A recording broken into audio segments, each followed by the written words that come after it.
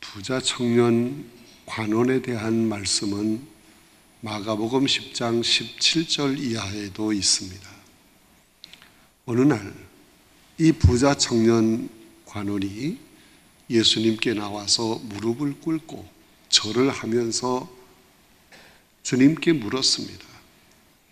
내가 무엇을 하여야 영생을 얻을 수 있겠습니까?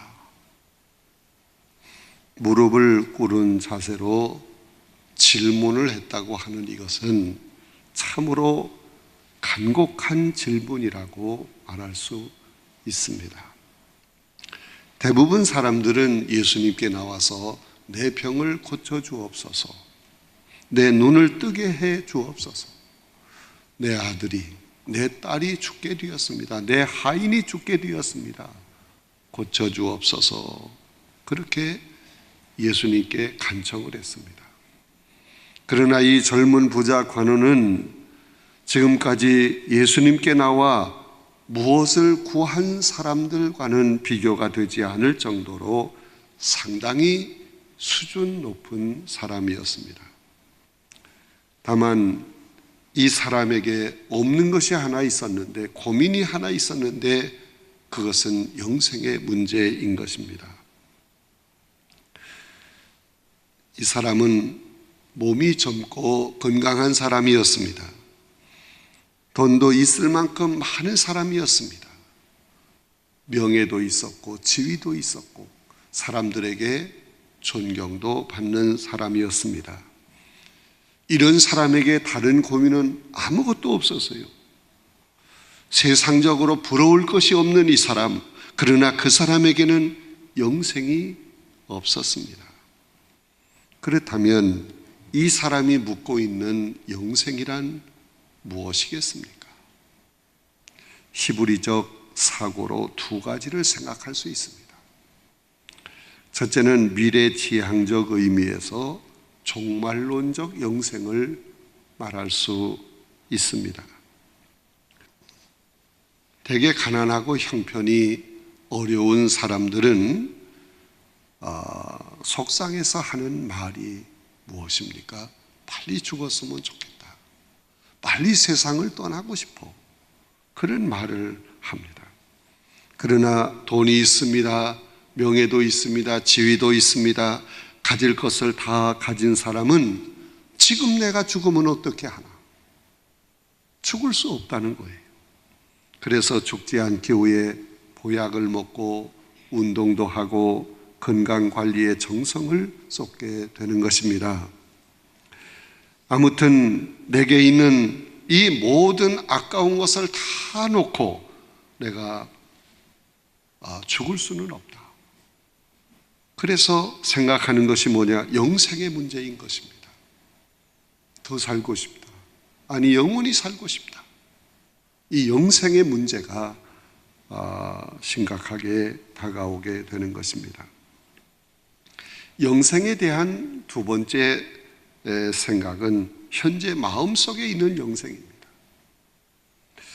이것은 주님이 끼쳐주시는 마음의 평안을 말하기도 하는 것입니다. 오늘 본문 말씀 속에 나오는 사람은 돈이 있고 명예가 있고 존경과 칭찬도 받고 있었지만 그 마음 속에 평안이 없어요. 늘 불안과 두려움이 그에게서 떠나지 않고 있었습니다. 그래서 그는 예수님께로 나와서 어떻게 하면 영생을 얻을 수 있겠습니까? 라고 묻게 된 것입니다. 젊은 부자 관원의 고민을 들은 예수님은 그냥 간단히 나를 믿어라, 그렇게 말씀을 하시지 않고 계명을 지키라고 말씀을 하셨습니다. 그러자 이 젊은 부자 관원은 어떤 계명입니까?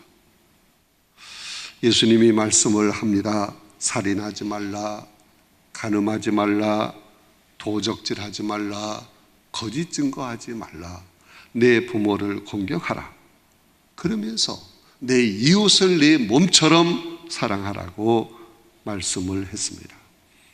그러자 이 젊은이는요, 자신감이 있게 말을 합니다. 그 모든 것을 내가 다 지켰습니다. 어려서부터 다 지켰습니다. 그런데 아직도 무엇이 부족합니까? 아주 당당하게 말을 합니다. 그런데 바로 여기에 문제가 있는 거예요. 마가복음 10장 21절에 보면 다 지켰다는 그의 대답을 들으신 예수님은 그를 귀하게 보시고 사랑하셨습니다. 그래서 이렇게 말씀을 하셨습니다. 내가 온전하고자 할진대 가서 내 소유를 팔아 가난한 사람들에게 주라. 그리고 와서 나를 따르라고 말씀하셨습니다.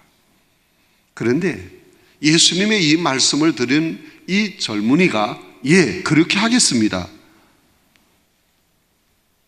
그렇게 순종했으면 얼마나 좋습니까? 그는 재물이 많았기 때문에 근심하며 돌아갔다 하는 말씀이 성경에 있습니다. 자, 이 부자 청년 관원이 근심하며 돌아가게 되었을 때 예수님께서 제자들 앞에서 하신 말씀이 뭡니까? 부자가 천국에 들어가기가 어렵다는 거예요.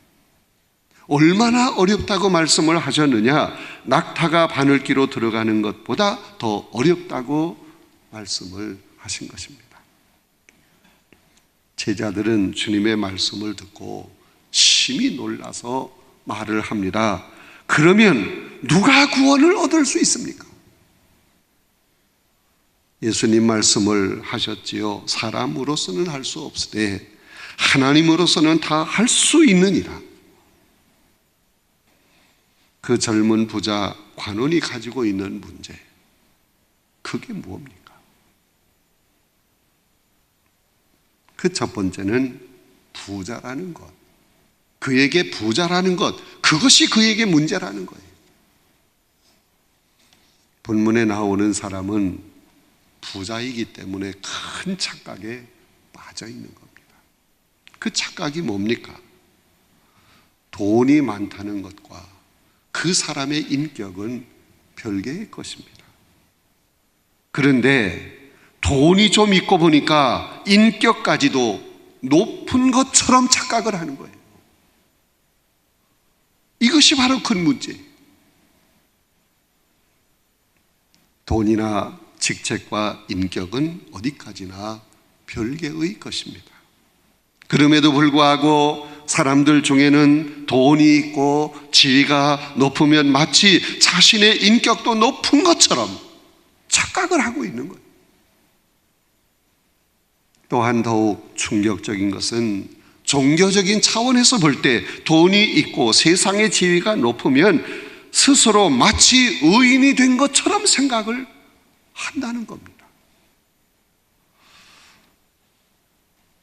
또한 사람들을 대할 때도 부유한 자는 마치 의인을 대하는 것처럼 떠받들고 가난한 자를 대할 때는 죄인 취급을 하려고 한다는 거예요.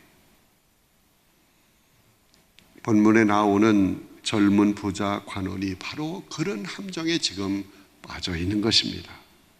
내가 모든 것을 다 지켜 싸우니 아직도 내게 부족한 것이 있습니까? 감히 그렇게 말을 하고 있어요. 그가 가난한 사람이었다면 절대로 그런 말을 하지 못했을 것입니다. 사람들은 지금 내가 부유하다, 넉넉하다 그러면 복을 받은 것 같고, 내가 지금 가난하다, 너무 어렵다 그러면 저주를 받은 것 같다고 생각할 수 있습니다. 그런 생각을 가지고 있기 때문에 부유할 때는 절대로 회개하지 않습니다. 그러나 가난하고 힘들고 어렵고 하는 일이 잘 안 되고 몸에 병까지 들어오게 되었다면 회개합니다. 10년 전의 일, 20년 전의 일까지 다 생각하면서 회개하며 눈물을 흘리는 것입니다. 본문에 나오는 부유한 사람은 자신의 인격까지 높은 것으로 착각을 합니다. 자신이 의인인 것처럼 착각을 합니다.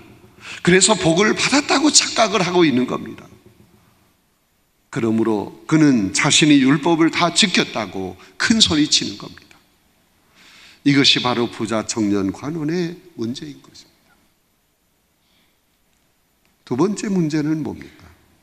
율법을 너무 쉽게 생각하는 것이 문제인 것입니다.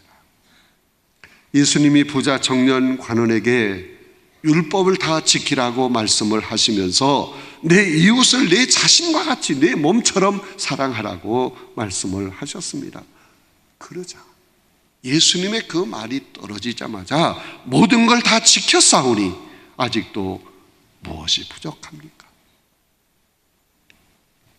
젊은 부자 관원의 말을 들으신 예수님은 내가 온전하고자 할진대 가서 내 소유를 팔아 가난한 자들에게 주라. 그리고 와서 나를 따르라. 이 말씀의 의미가 무엇입니까?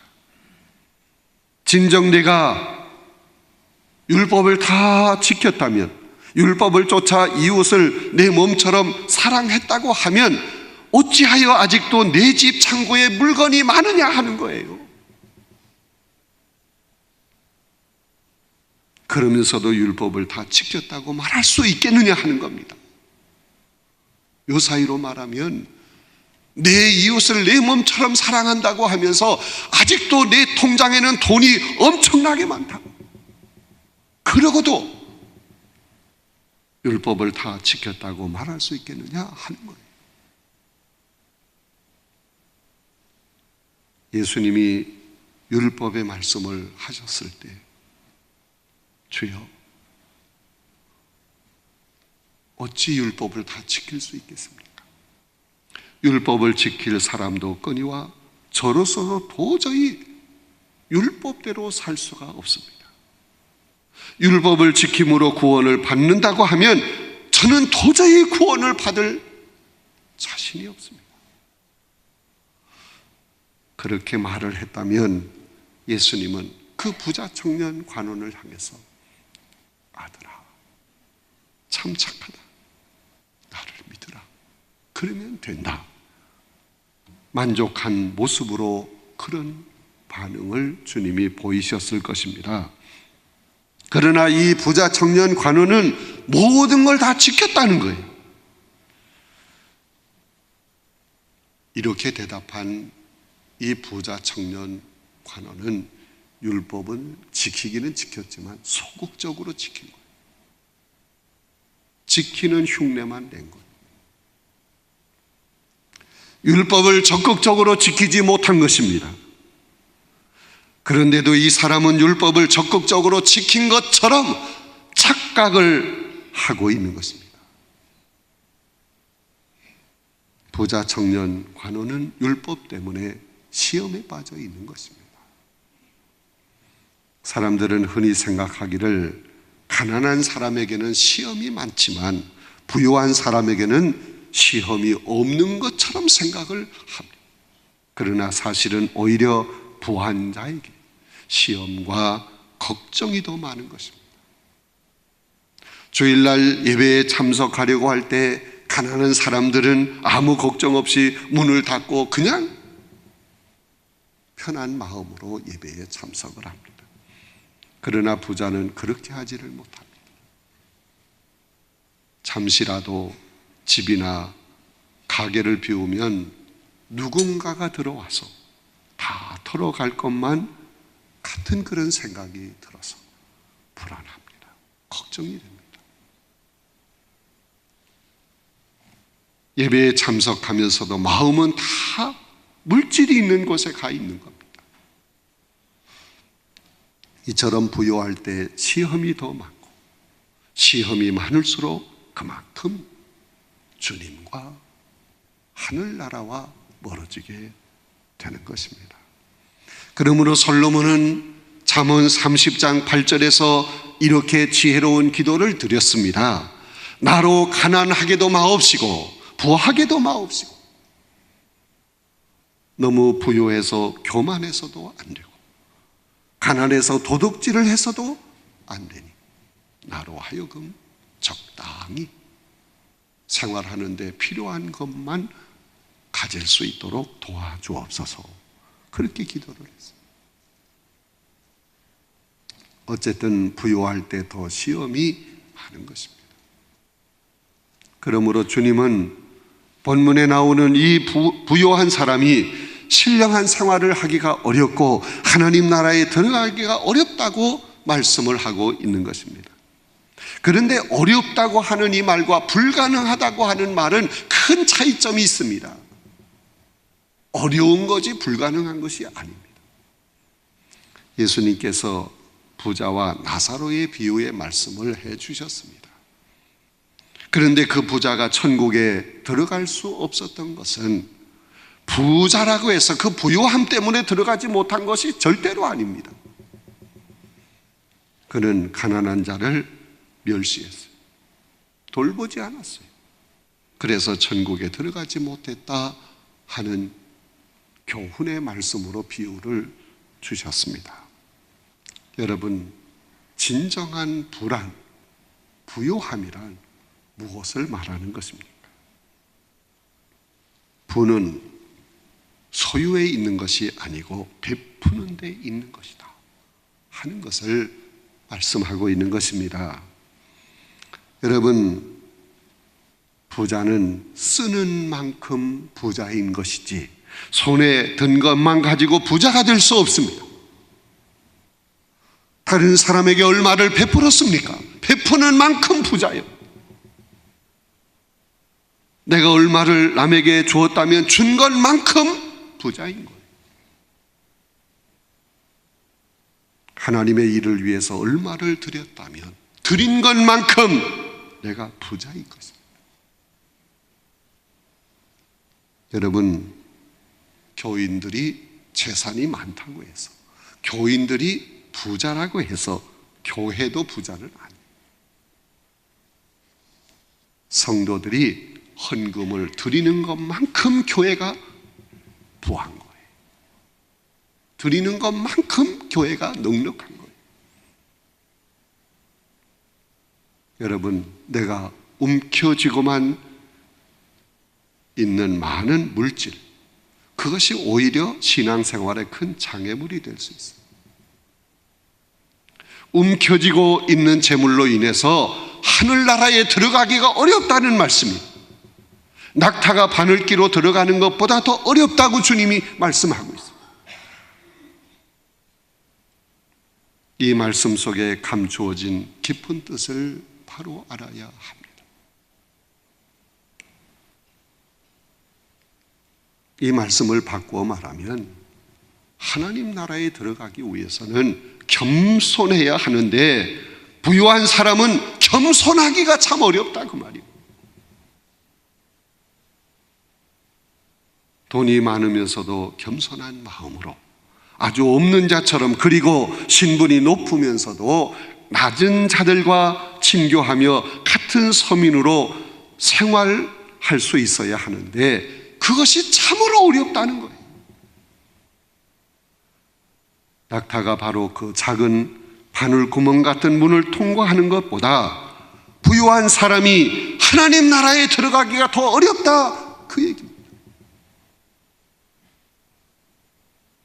그러나 예수님은 분명한 말씀을 하셨습니다.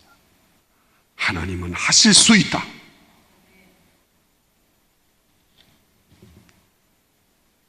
낙타가 바늘 구멍으로 들어가는 것보다 부유한 사람이 하나님 나라에 들어가는 것이 더 어렵지만 하나님은 하실 수 있다. 주님은 우리의 모든 죄짓, 인생의 모든 짓, 우리가 가지고 있는 명예, 권세, 물질 모든 걸 다 내려놓게 해 주십니다. 하나님 나라에 들어가기 위해서는 다 내려놔야 돼요. 그리고 바늘기로 들어갈 만큼 나를 겸손하고 작아지게 만들어 주시는 것입니다. 그래서 이 천국 문을 통과할 수 있도록 주님이 이끌어 주시는 것입니다.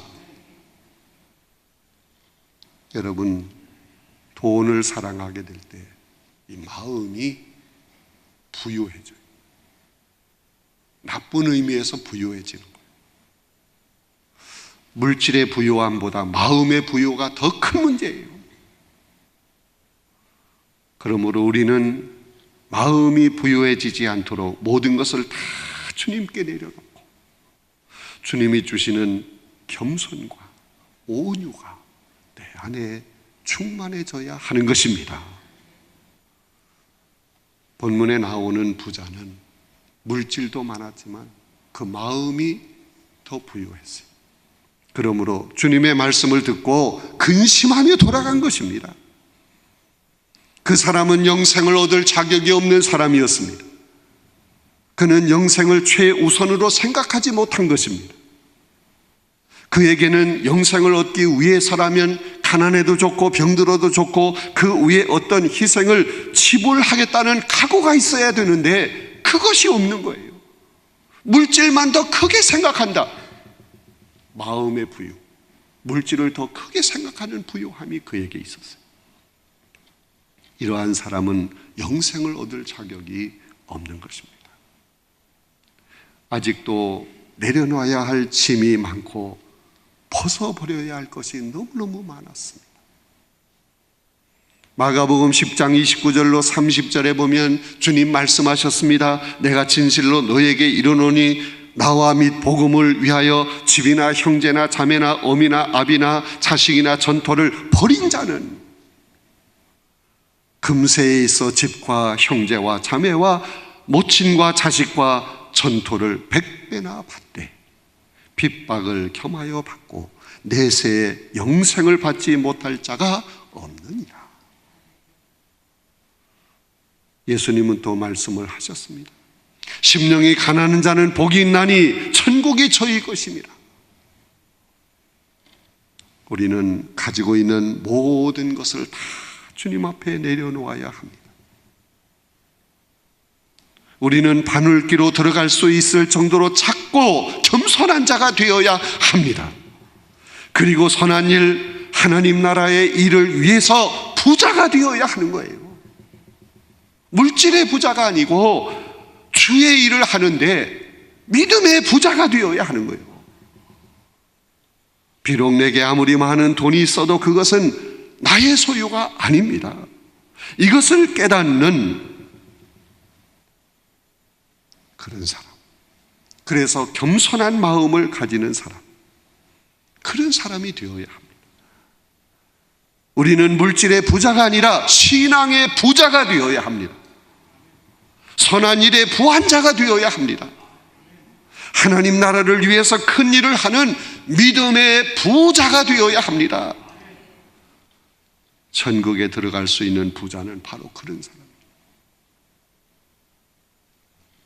하나님은 신앙의 부자에게, 믿음의 부자에게 더 많은 것, 더 큰 것을 맡겨주십니다. 그를 통해서 더 크게 역사하실 줄로 믿습니다. 오늘 제목이 뭡니까? 천국에 들어갈 수 있는 부자. 분명히 예수님은 부자는 천국에 들어갈 수 없다, 어렵다, 그러나 들어갈 수 있습니다. 어떤 부자? 믿음의 부자입니다. 선한 일의 부한자입니다. 주의 일에 충성을 다하는 믿음의 부자. 이런 사람은 천국에 들어갈 뿐만 아니라 하나님이 예비하신 하늘의 큰 상금까지도 받게 될 줄로 믿습니다. 믿음의 부유한 자, 주님 영광을 위해서는 아낌없이 마음껏 드리는 신앙의 부자, 이런 부자가 다 되시기를 간절히 바랍니다.